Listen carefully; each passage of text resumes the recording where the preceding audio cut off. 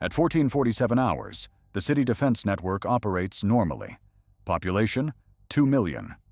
Counter-drone systems, 40 installations across the urban zone. System types, RF jammers, kinetic interceptors, directed energy weapons, net launchers. Total investment, $180 million. Command center monitors all sensors. The sky is clear. This is combat power. At 1447.22, the first detection. One drone. Commercial model. DJI Mavic type. Altitude, 200 feet. Location, northern sector. The system logs it. Probably civilian. At 1447.35, 10 more detections. Different sectors. All commercial drones. All at low altitude. The defense AI flags anomaly. Simultaneous launches from multiple points. At 1447.50, the count reaches 50, then 100, then 200. At 1448 Taos, the display shows 500 drones airborne. At 1448.15, 1,000 drones are detected. Launch points, 50 different locations across the city, all within civilian areas, residential buildings, shopping centers, parks. The drones are commercial models. Cost, $800 each. Total cost of swarm, $800,000. Each drone carries a payload. Weight, 2 pounds. The defense sensors analyze the payloads. No explosive signatures, no chemical weapons, no biological agents. The payloads are paper, leaflets, and cameras. This is psychological warfare and reconnaissance. The city defense commander faces immediate analysis. 1,000 drones, 40 counter-drone systems. Each system can neutralize 4 drones per minute. That's 160 drones per minute. Total time to clear the swarm, 6.25 minutes. Acceptable.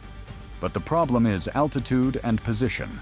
The drones fly at 50 feet, between buildings, using ground effect. GPS navigation initially, then switching to optical following. They're following streets, power lines, landmarks. The radar systems lose tracking behind buildings. Urban clutter creates blind spots. RF jammers work only in open areas.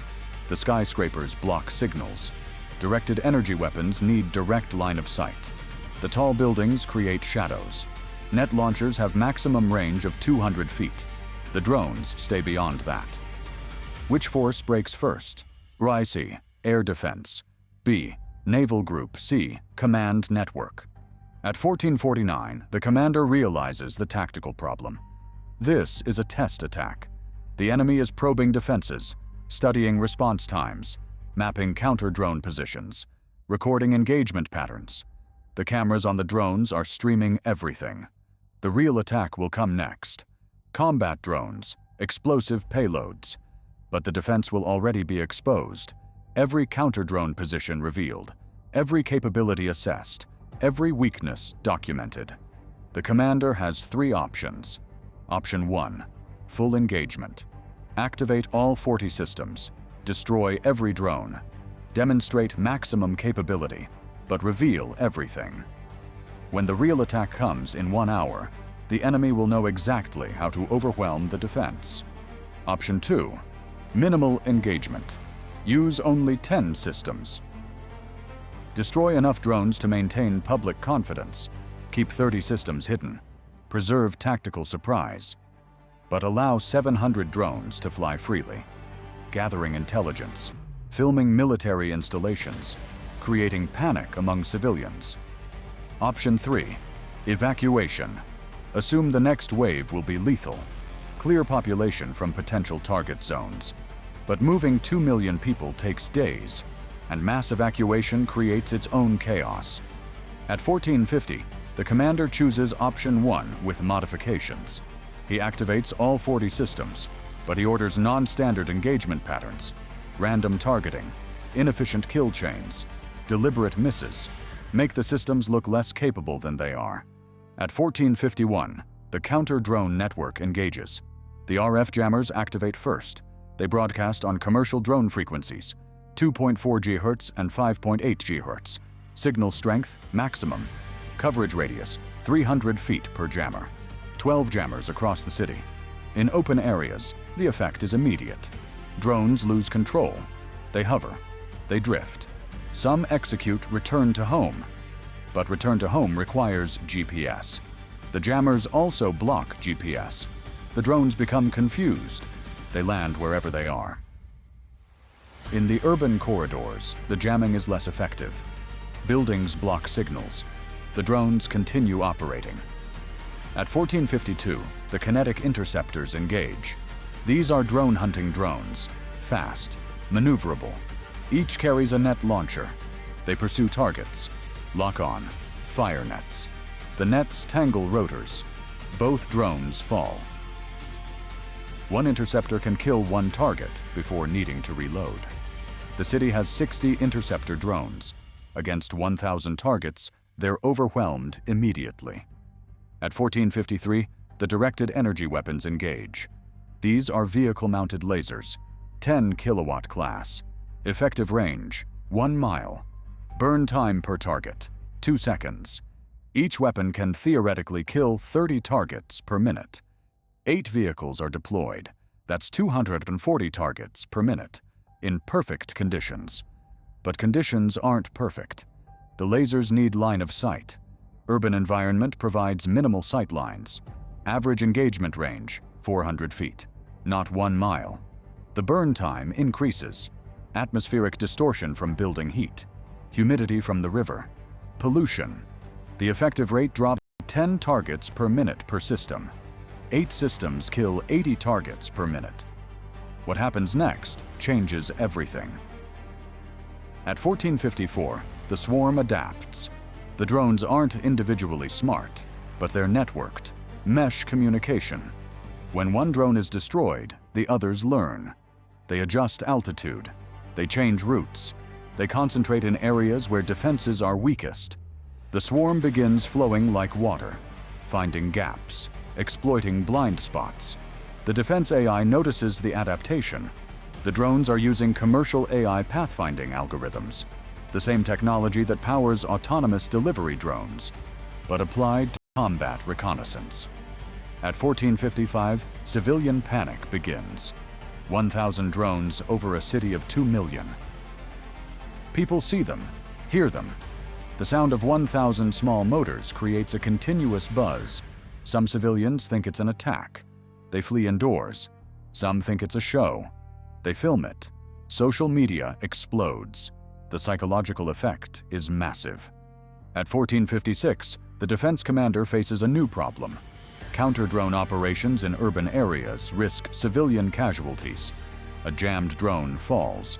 It weighs 4 pounds, falls from 50 feet. Kinetic energy, enough to seriously injure someone. A laser-damaged drone can crash into buildings, into cars, into crowds. The net launcher drones sometimes miss. The nets fall onto streets, onto people.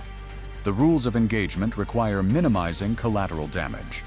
But aggressive engagement causes collateral damage. The commander must balance effectiveness against safety. At 1457, the mobile counter-drone teams deploy.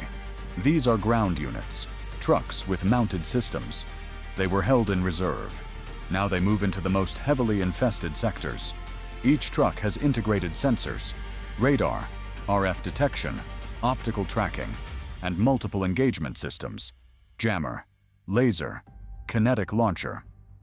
The trucks are designed to operate while moving, tested at speeds up to 70 miles per hour. But city traffic makes that impossible. Average speed, 15 miles per hour. The trucks converge on the downtown area. 200 drones are concentrated there. The high-rise district. The drones are filming government buildings, military facilities, critical infrastructure. At 1458, the trucks begin coordinated engagement. All systems synchronized. The AI targets the densest clusters. 3 trucks, 12 engagement systems. They create an overlapping kill zone. In 4 minutes, they destroy 180 drones. The concentration drops from 200 to 20. At 1502, the citywide count shows progress. 1,000 drones launched, 400 destroyed. 600 remain operational. The defense systems have expended significant resources. Interceptor drones. 80% depleted. Laser capacitor banks, 60% capacity remaining. RF jammer batteries, 40%. The engagement has lasted 15 minutes. Necessary defense or catastrophic overreach. At 15:05, the remaining 600 drones change behavior. They stop moving. They hover. All at once, 600 drones in stationary positions across the city. The defense commander analyzes this. It's a decision point. The drones could be preparing to drop their leaflet payloads, or they're waiting, watching, recording the final defensive response.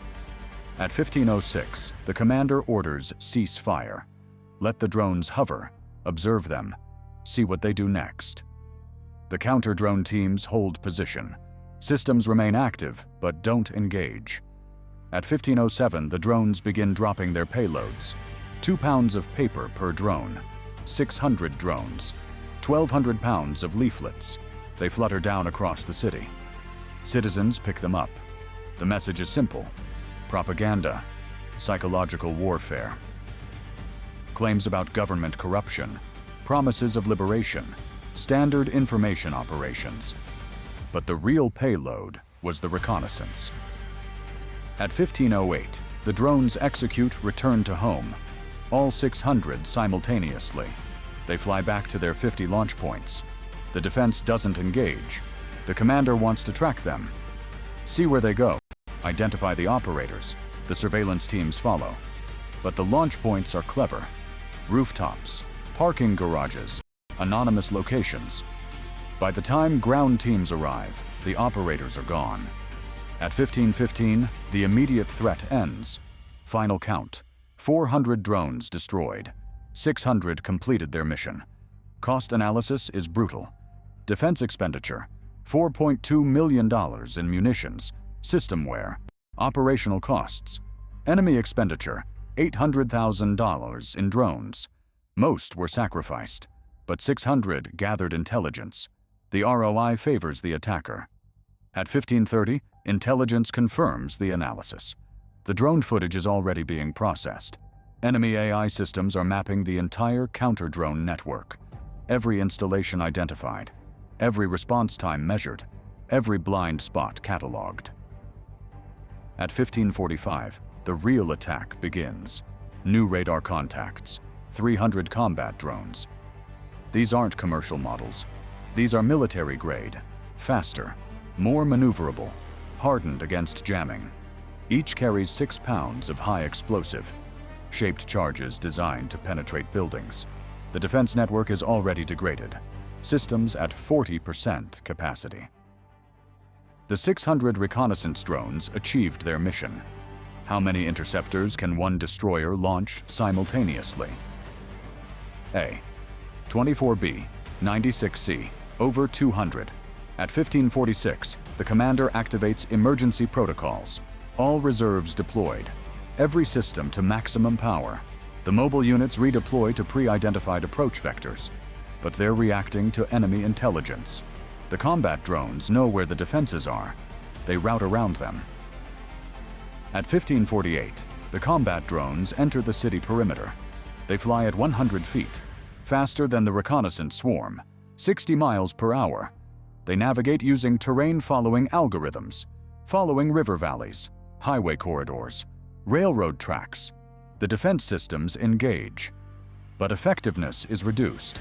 The jammers don't affect these drones. They use frequency-hopping spread spectrum, military-grade encryption. The lasers engage, but the combat drones have reflective coatings. Burn time increases from 2 seconds to 8 seconds. The kinetic systems are depleted. Few interceptors remain. At 15:50, the first combat drones reach their targets: power substations, communication nodes, water treatment facilities, government buildings. They dive. Kamikaze attacks. The shaped charges detonate. 23 impacts in 90 seconds. Critical infrastructure takes damage. Power fails in 3 districts. Communications go down in 5 sectors. If combat power decides wars, type combat power. At 15:52, the defense network is combat ineffective. The counter-drone systems eliminated 40% of the combat swarm. 60% penetrated. 180 drones hit their targets. The damage is catastrophic, not in casualties. Civilians were largely indoors, but in infrastructure. The city's ability to function is compromised. The tactical lesson is clear. Counter-drone defense works against small numbers. 10 drones, 20 drones. But 1,000-drone swarms overwhelm any defense. The mathematics are unforgiving. The economics favor the attacker. $800,000 in reconnaissance drones mapped a $180 million defense network. $2.4 million in combat drones then destroyed $400 million in infrastructure. Return on investment, 12,400%. The answer to the quiz: destroyers can launch over 200 missiles through VLS, but this scenario shows that even sophisticated, naval-style layered defense fails in urban terrain against adaptive swarms, which is why the Army is investing over $3 billion in counter-drone capabilities specifically designed for complex environments. What would you order next? The city must prepare for follow-up attacks. The enemy proved their concept. They can strike again in hours. The counter-drone network needs resupply, but replacement systems take weeks to arrive. The options narrow. Request military reinforcement. Deploy air defense artillery into civilian areas. Evacuate critical personnel. Or accept that the city is indefensible against this threat and negotiate. Each choice has strategic implications. Subscribe to Combat Power, where raw force decides survival. Can cities defend against 1,000-drone swarms? Should counter-drone systems be deployed everywhere? Is urban warfare fundamentally changed by cheap commercial drones? When does defending infrastructure become impossible?